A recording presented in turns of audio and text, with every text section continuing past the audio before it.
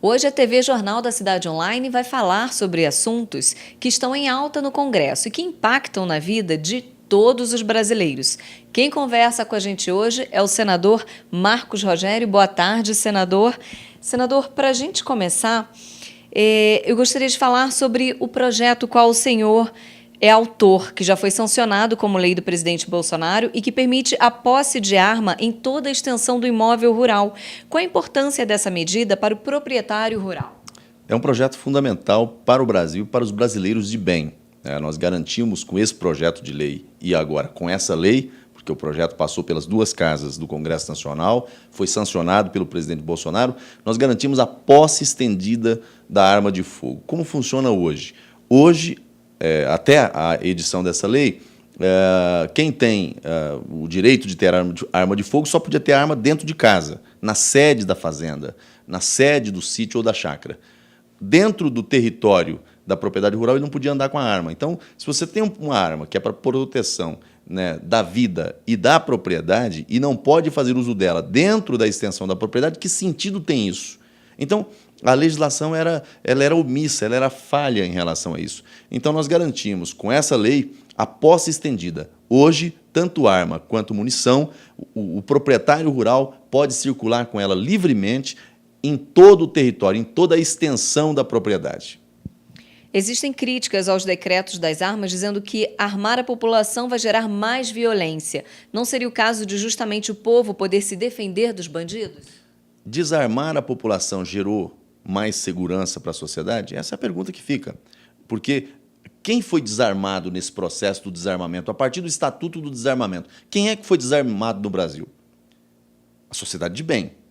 O pai de família, o trabalhador, a pessoa decente, a pessoa que não quer ter problema com a lei. Então, para não ficar fora da lei, ele foi lá e entregou a arma dele.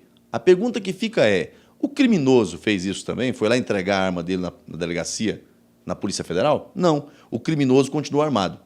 Não só armado com o que tinha, como conseguiu arma de contrabando, né? Basta você ver as operações policiais que acontecem nas regiões mais violentas do Brasil, toda vez que acontece, há a apreensão de um conjunto de armas, inclusive armas de grosso calibre, arma de guerra, armamento de guerra. Ou seja, a sociedade de bem foi desarmada e o criminoso se armou cada vez mais. Então, esse discurso de que assim, permitir à população de bem ter arma significa mais violência é um discurso falacioso, é um discurso mentiroso. É claro que o ideal seria que as pessoas não tivessem armas, não tivessem a necessidade de ter arma. Mas, diante do quadro que nós temos de violência e de ameaça permanente, é preciso dar o direito das pessoas que têm condições técnicas, perícia, bons antecedentes, de querendo ter arma. Todo mundo vai ter arma de fogo? Não. Porque tem muita gente que tem aptidão psicológica, preparo técnico, mas não quer ter. Ninguém vai ser obrigado a comprar arma de fogo. Apenas aquelas pessoas que reúnem os requisitos e que, eventualmente, queira ter. É um direito do cidadão e não uma obrigação. Perfeito. Senador, o que seria o marco legal das ferrovias e qual a importância disso para o desenvolvimento do país? Olha, o Brasil, ao longo dos últimos anos, concentrou a sua logística de transporte no modal rodoviário. O modal rodoviário está estrangulado, as rodovias, as estradas estão estranguladas. Não há mais condições do país avançar no modelo rodoviário. É preciso diversificar. Nós precisamos da chamada multimodalidade, o modelo multimodal, que consorcie ferrovias, rodovias e hidrovias, além da questão aérea. Nós estamos avançando no modal ferroviário, né, com as concessões, com os leilões que estão acontecendo, a gente está ampliando, né, a capacidade ferroviária do Brasil. Nós vamos ter outras malhas ferroviárias.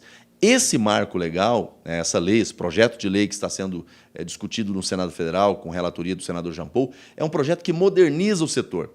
É uma legislação moderna, atual, que facilita o processo de concessão, né, até o modelo de autorização. É para simplificar, é para desburocratizar, mas sem perder a segurança jurídica, sem perder a segurança contratual, sem perder o controle do Estado. O Estado tem que fiscalizar, o Estado tem que cobrar, né? O setor privado é convidado a participar. Qual é o papel do Estado nisso? Fiscalizar o estrito cumprimento daquilo que está contratado. É exigir que seja entregue aquilo que foi anunciado. Então, é um projeto realmente de modernização do setor ferroviário. O senhor se posicionou contra a CPI da Lava Toga. Os ministros do STF estão acima da lei e não podem ser investigados? Há muito tempo, a nossa Suprema Corte vem passando do ponto. Se acha acima da Constituição Federal. A nossa Suprema Corte precisa se limitar àquilo que a Constituição Federal estabeleceu como seu papel. Ela não é parte do Legislativo. Ela é um órgão de controle constitucional. É um órgão que faz cumprir a lei, que faz cumprir a Constituição, e não reescrever a Constituição, e não reescrever o marco normativo nacional. Agora, CPI do Judiciário é um instrumento político de enfraquecimento de um poder da República e sem solução efetiva. Pergunto, é possível afastar um ministro pela via da CPI? É possível caçar um ministro pela via da CPI?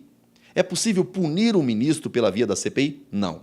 Nenhuma resposta é afirmativa. Não pode. O que a CPI faz? A CPI apenas lança luz aos fatos, cria um ambiente de debate político e enfraquece a instituição. A quem interessa o enfraquecimento da instituição chamada judiciário? A sociedade? De jeito nenhum.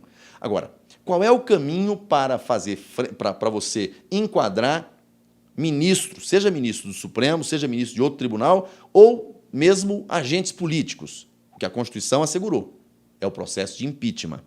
A Constituição estabelece o caminho processual para você punir quem sai da linha, quem comete crime, quem comete ilegalidade.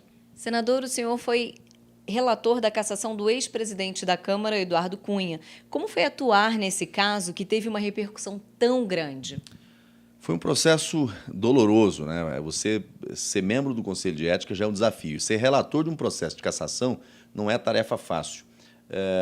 Mas, assim, são ossos do ofício, é preciso encarar, né? O que está em jogo ali é a imagem da instituição, é a credibilidade da instituição.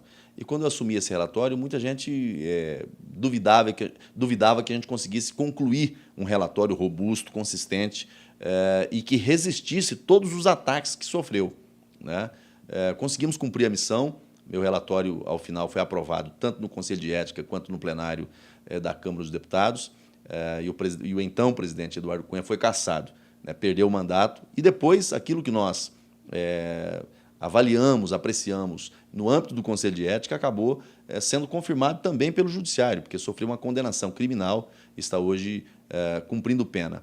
Você me pergunta se isso gerou satisfação?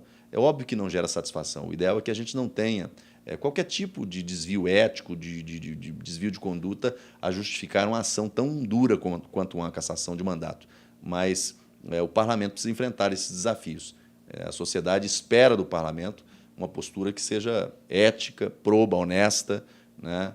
E ali eu tive a oportunidade de mostrar para o Brasil, né, um pouco do nosso trabalho, né? Foi uma oportunidade de ver o meu estado, o estado de Rondônia, ter um parlamentar no Congresso Nacional que enfrentou talvez o processo mais pesado, o processo mais doloroso, né, da história mais recente da Câmara dos Deputados. Obrigado, senador Marcos Rogério, pela sua participação. Obrigado a você. Eu sou Camila Xavier, direto de Brasília, para o Jornal da Cidade Online.